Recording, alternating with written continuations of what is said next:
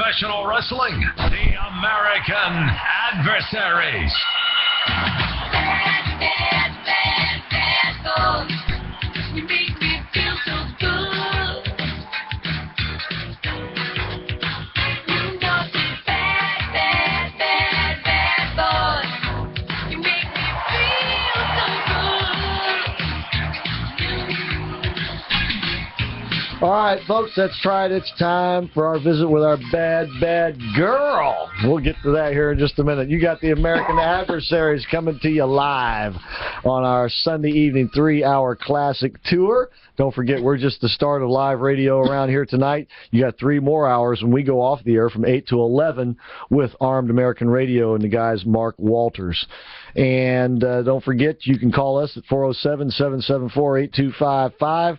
Christopher Hart here, along with Aubrey Kahn, the awesome Kahn. And General Lucas Paris has the Pariscope up and running. Jeff Sinnis is on the bridge. Real quick, how can they view us, Lucas? Go to youtube.com. Type in Adversaries TV in the search bar. Adversaries TV, one word. Click on our channel by the same name. Newest videos are at the top. We have 7 of them up there right now. Older ones are in descending order. Come to Pariscope Def, the American Adversaries. The General told you to. I tell you what, I bet we would get a whole lot more viewers if we could only get Sonny. That would be Patricia Sutherland, our California Glow Girl, on the line with us right now, live from California. Sonny, are you cold? How did you guess, guys? Boy, Sunny's not so sunny up here anymore. Come visit. It's snowing right now. We're getting snow showers, and yeah, it's quite a bit different, I must admit, guys. The city girl goes to the mountains, and gets snowed on. I'm not sure if I'm cut out for this. Well, I tell you what. We didn't get a chance to last week, and I know it's already passed, but we want to wish you happy birthday. Happy birthday, Sonny! Happy birthday to you, Yay, Sonny. Happy birthday to me. 29 again. Yeah, absolutely. Yeah, you know, it was a nice birthday. I had a whole couple people that made it up here because they all said, "Where's Lake of the Woods? How far is that?" We got a Lake of the Woods right here. We've never heard of Yes, it. we And do. I'm like, well, it's in the mountains. It's about 7,000 feet high. But it's really beautiful up here. Come on. So I got 2 people. You know, those are my true friends. You know who shows up for your birthday and takes that wonderful drive, and it's pitch dark up here. It's pretty scary. And and they make it their way up here. They did. So I was very blessed and thankful that they did, because and they made their way back. They had to follow each other on this long road. I had one of my friends. I'm like, nope, you can't leave without the other person following you because you will get lost. There you go. Sleds and huskies. How far? Oh boy, it is. It really, and you know, people would never think that here in California. It's like we go down to Los Angeles. It's beautiful. Yesterday I was in Griffin's Park with the diabetes walk, which was a lot of fun and beautiful down there. And it's only an hour and a half away from where I'm at. It's night and day. You think I'm in Alaska up here. I was just going to ask how far outside of Los Angeles. I take it then you're sort of northeast of Los Angeles, more Going or less? north, guys. Yeah. Yep, off the one. You've heard of Gorman and the Grapevine, where all the big accidents happen in the wintertime? Yes. That's the road we got to take to get here. Oh, my. And then we veer off onto another road, which takes us outside of Los Angeles County. I now reside in Kern County. So if you know anything about, California, Kern County side goes towards the Mojave Desert, and Ridgecrest up that side.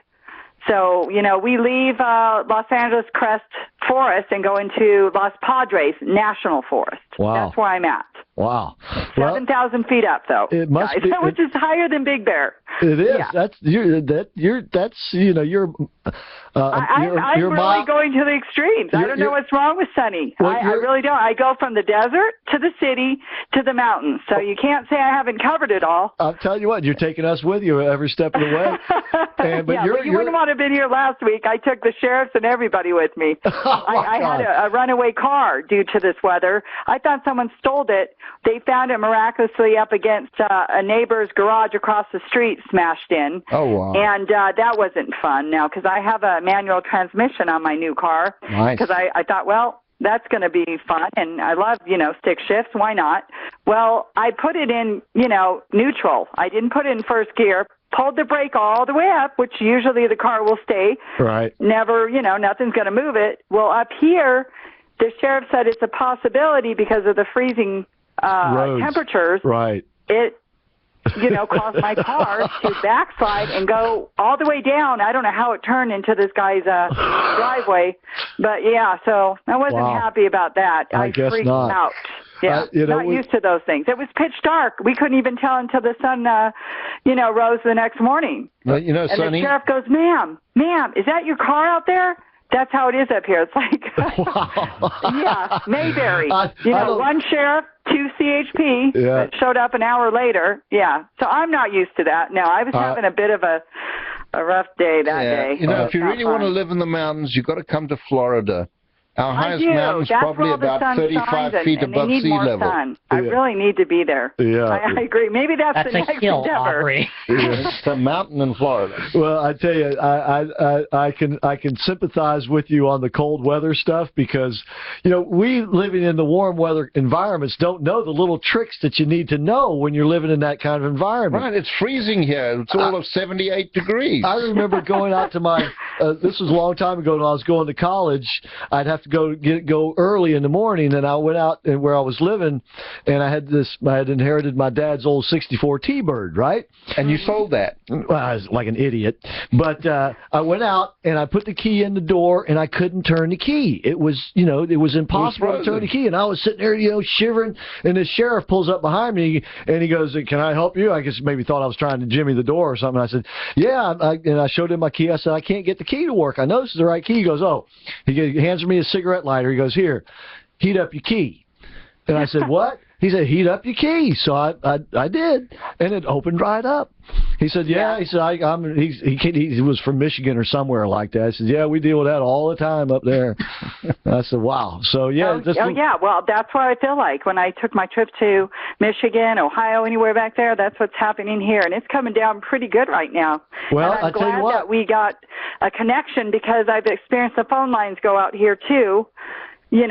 So that isn't fun. Well, according to our weather guy, you're in for a lot more snow. That it's coming your way because of the El Nino. I'm sure you've heard of that. Yes. Yeah. Well, as a matter of fact, we've been discussing that. Yeah, and that's right. I never thought I'd be up here right in it, but I'm are. experiencing it up here anyway. You are. Matter of fact, I think they even got a little bit of rain in Los Angeles today as well. Maybe even right now. They were projected to anyway. Probably. Well, it's snowing here, and it's pretty darn cold, and I just hope I can leave out tomorrow because I'm supposed to be on my way to Louisiana early Tuesday morning. Yeah, you're going to meet with our friend Michael Sam Houston. Yes, which I look forward to and very excited. He is now speaking in churches, so I want to give a shout out to him, and he's doing a great job, and they love him, and that's wonderful, Now, you're going there next weekend? Yeah, I'll be there until the 24th. Okay. Are you going to be with him actually next Sunday? If I'm there, I shall be. Well, if not, what we'll do is whenever the 24th is, I couldn't even tell you if I fly back. Yeah, Jeff and I will get with him this week and see if we can set that all up, arrange it for next Sunday night. So we'll have both of you guys on, whether you're actually physically with him or not. Fantastic. Yeah, because he's doing great, and his daughters, I guess, are in a band. They're doing fabulous. He's visiting with them, and he said to tell you guys, he says hello. Yeah. And I know he's a big listener to the show, and it's been he's long overdue. We need to get him back on the show. Oh, yes. All right. And then you also revealed some sad news to us that we had not heard. Oh, yeah, in the wrestling world, it's been shattered once again. We lost the greatest legend, now icon, which is Nick Bockwinkel, passed away. So we're very sad over this. Yeah. Lucas wanted to say something. Sure. Yeah, Nick Bockwinkel, that was one of the best technical villain wrestlers of his time period that spanned literally from the mid-50s all the way into the 80s. One of the last things he did was help put over Kurt Hennig with the AWA World title. So it was like that man is one of the most amazing wrestlers with a very long career behind him. That's I heard that news. I was shocked. I was blessed to meet him last year. Well, I met him actually briefly a few years before that at the CAC first, but last year I really got an opportunity to sit and take a picture, shake his hand, and give him a hug, and to listen to his speech. It was quite moving last year. each year it gets more moving because we learn more and we lose more. But they're always with us in our heart. So we thank him, and God knows he's one of the best. And, we give praise and thanks for all his wonderful work, and may he rest in peace up there and look down on us and throw one over, take one over, and kick one out of the ring. Much love for Nick Bockwinkel. Yeah, Yes. Absolutely. It's been a tough year for professional wrestlers, the old guys. When I mean old guys, I mean the class, the really classics, the best of the classics. Dusty, sure. Dusty, Roddy. I've lost 3 favorites this year with all 3 of them now. Yeah. No. Oh yeah, it was a heavy year, and next year I can only tell you I'll be balling at the CAC again in the ballroom. I'll be with a bigger box of tissue this time. Where's it going to be next year? It's going to be in April in Vegas, as it always is, at the Gold Coast Hotel. Yeah. That is where it's held. And it's usually from, I think, April 15th to the 17th, I want to say. And hopefully, well, you guys know Brian Blair. He should keep you apprised on that. Oh, yeah. He's the head of. And I'm trying to work him over so we can get our inducted into the HOF, all of us girls, because it'll be 30 years, guys. We deserve our time. So Absolutely. I'm hoping... Brian hears us, and I know he hears me. I know he does. Yeah, well, he's a great guy, and he visits us on a regular basis as well on the show. He's got some great insights. Yes, he's a wonderful, wonderful person, very nice. And he told me what to do. He said, Sonny, I can't believe you guys haven't been inducted yet, number one. I said, yeah, I know. Number two, he goes, why don't you petition it on Facebook and other sites and get people up? That's how we do it, and get them, to jump on the bandwagon. And I said, sure.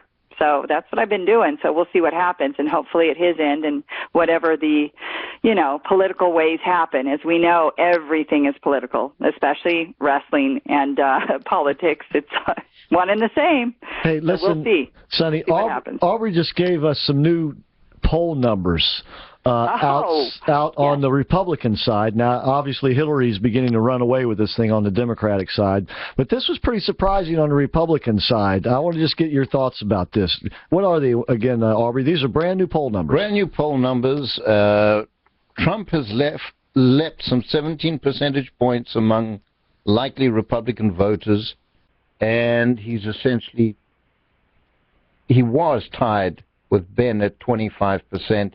He now captures 42% of those votes, while Carson has fallen somewhat. In other words, Trump has jumped way out into the lead. Right. He's broken through the 40% barrier, where he's not done this in a national poll before.